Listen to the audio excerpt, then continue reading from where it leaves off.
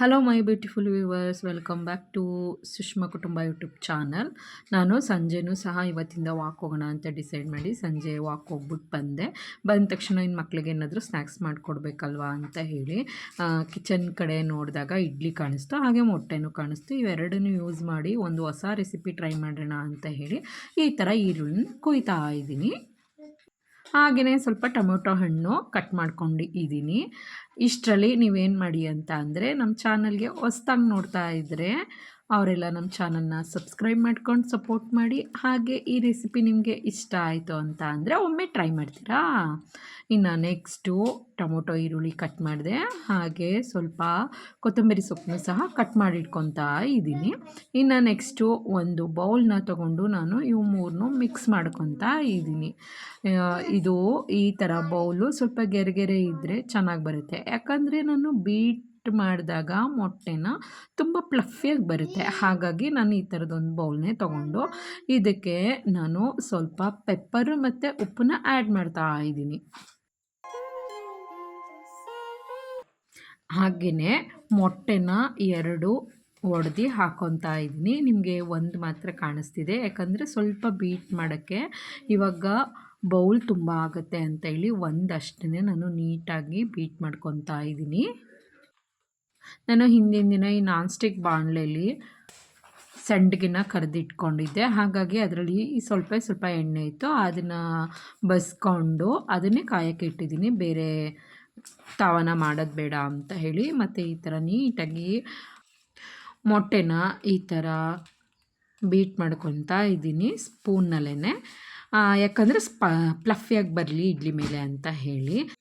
ಇನ್ನು ನೆಕ್ಸ್ಟು ಇದಕ್ಕೆ ಇನ್ನೊಂದು ಮೊಟ್ಟೆನ ಒಡೆದು ಹಾಕ್ಕೊತಾ ಇದ್ದೀನಿ, ಅದನ್ನು ಸಹ ನಾನು ಸ್ಪೂನಿಂದ ಮಿಕ್ಸ್ ಮಾಡ್ಕೊತಾ ಇದ್ದೀನಿ.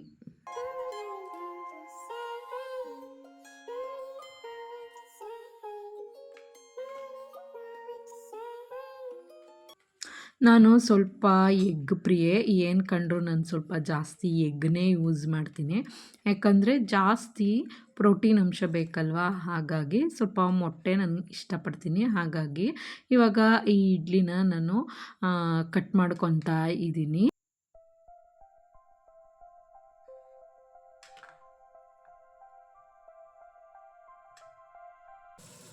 ನೆಕ್ಸ್ಟು ಫ್ರೆಂಡ್ಸ್, ಒಂದೊಂದಾಗೆ ಇಡ್ಲಿನ ಹಾಕಿ ಲೈಟಾಗಿ ಫ್ರೈ ಮಾಡ್ಕೊತಾ ಇದ್ದೀನಿ. 2 ಕಡೆ ಫ್ರೈ ಮಾಡ್ಕೋಬೇಕು, ಆವಾಗ ಇನ್ನೂ ಈ ಇಡ್ಲಿ ಅಂತಲೇ ಅನಿಸಲ್ಲ.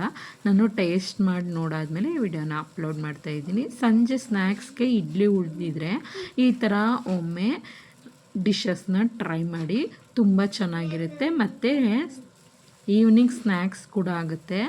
ನನ್ನ ಮಕ್ಕಳೆಲ್ಲ ತುಂಬ ಚೆನ್ನಾಗಿ ಇದೆ ಕಣಮ್ಮ ಅಂತ ಹೇಳಿ ಸಖತ್ ಇಷ್ಟಪಟ್ಟರು. ನಾನು ಇದನ್ನು ತಿರುಗಿಸಾಕ್ತಾ ಇದ್ದೀನಿ ಇವಾಗ ನೋಡಿ.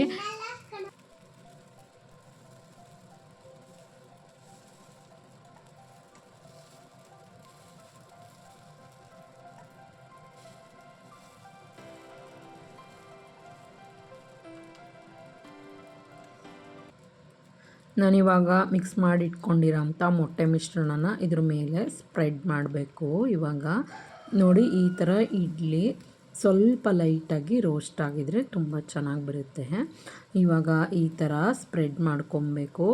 ಸ್ಪ್ರೆಡ್ ಮಾಡ್ಕೊಂಡ್ಮೇಲೆ ಸ್ವಲ್ಪ ಟೈಮ್ ಇದ್ರ ಮೇಲೆ ಮುಚ್ಚಬೇಕು.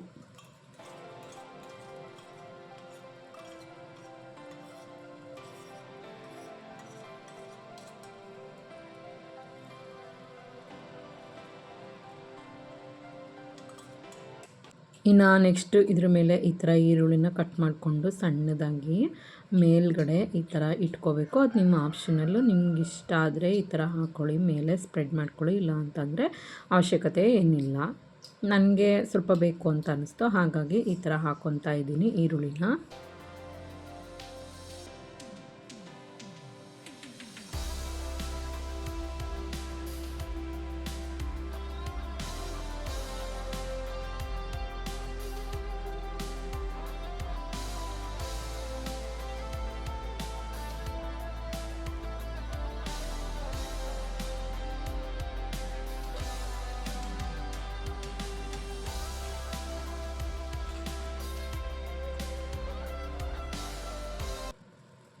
ನಾನು ಹೊಸ್ದಾಗಿ ಟ್ರೈ ಮಾಡ್ತಾ ಇದ್ದೀನಿ. ಚೆನ್ನಾಗಿ ಬರುತ್ತೋ ಬರಲ್ವೋ ಅಂತ ಅಂದ್ಕೊಬಿಟ್ಟೆ. ನೋಡಿ ಉಲ್ಟಾ ಮಾಡಿದಾಗ ಈ ಥರ ಪ್ಲಫಿಯಾಗಿ ಬಂದಿದೆ ಇಡ್ಲಿ ಆಮ್ಲೆಟು. ಅಂದರೆ ಮೋಸ್ಟ್ಲಿ ಇಡ್ಲಿ ವೆಯ್ಟ್ ಇರುತ್ತಲ್ವ, ಹಾಗಾಗಿ ಮೊಟ್ಟೆ ಸಾಫ್ಟ್ ಇರುತ್ತೆ. ಉಲ್ಟಾ ಮಾಡಬೇಕಾದ್ರೆ ಸ್ವಲ್ಪ ಮುರಿದೋಗುತ್ತೆ ಅಂತ ಅಂದ್ಕೊಂಡಿದ್ದೆ. ನಾಟ್ ಬ್ಯಾಡ್, ನಾಟ್ ಗುಡ್ ಅನ್ನೋ ಥರ ಈ ಥರ ಬಂತು. ಇನ್ನು ಫೈನಲ್ ಆಗಿ ಫ್ರೆಂಡ್ಸ್, ನಾನು ತಟ್ಟೆಗೆ ಸರ್ವ್ ಮಾಡಿಕೊಂಡಾಗ ಮತ್ತೆ ಬಿದೋಗುತ್ತೆ ಅಂತ ಹೇಳಿ ಈ ಥರ ಉಲ್ಟಾ ಮಾಡಿ ಸರ್ವ್ ಮಾಡ್ಕೊತಾ ಇದ್ದೀನಿ.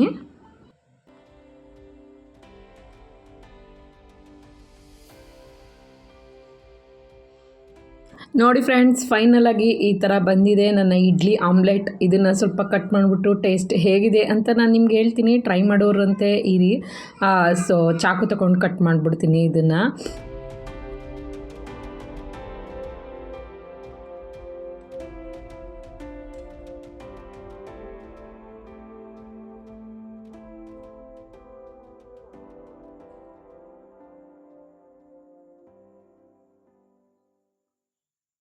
ಸೊ ಉಳಿದಿರೋ ಅಂತಹ ಇಡ್ಲಿಯಿಂದ ಈ ಥರ ಆಮ್ಲೆಟ್ನ ಮಾಡ್ಕೋಬೋದು ಅಂತ ಇದ್ದೆ ಫಸ್ಟ್ ಟೈಮ್ ನನಗೆ ಗೊತ್ತಾಗಿದ್ದು. ಸೊ ಒಂದು ಸರಿ ಟ್ರೈ ಮಾಡಿ. ಉಳಿದಿರೋ ಅಂತಹ ಇಡ್ಲಿಯಿಂದ ನಿಮ್ಮ ಮಕ್ಳಿಗಂತೂ ತುಂಬ ಖುಷಿ ಆಗೇ ಆಗುತ್ತೆ. ಈ ಥರದೊಂದು ಸೂಪರ್ ಸ್ನ್ಯಾಕ್ಸ್ ನಮ್ಮಮ್ಮ ಮಾಡಿಕೊಟ್ಟಿದ್ದಾರಲ್ಲ ಅಂತ ಹೇಳಿ. ಇವಾಗ ನಾನು ತೊಗೊಂಡೋಗ್ತೀನಿ ಫ್ರೆಂಡ್ಸ್. ನನ್ನ ಮಕ್ಕಳು ತುಂಬ ಖುಷಿ ಪಡ್ತಾರೆ. ಈ ಥರ ಅಮ್ಮ ಏನೋ ಮಾಡಿಕೊಟ್ಟಿದ್ದಾರೆ ಅಂತ. ಅವರ ಇಡ್ಲಿ ಅಂತ ಗೊತ್ತಾಗೋದೇ ಇಲ್ಲ.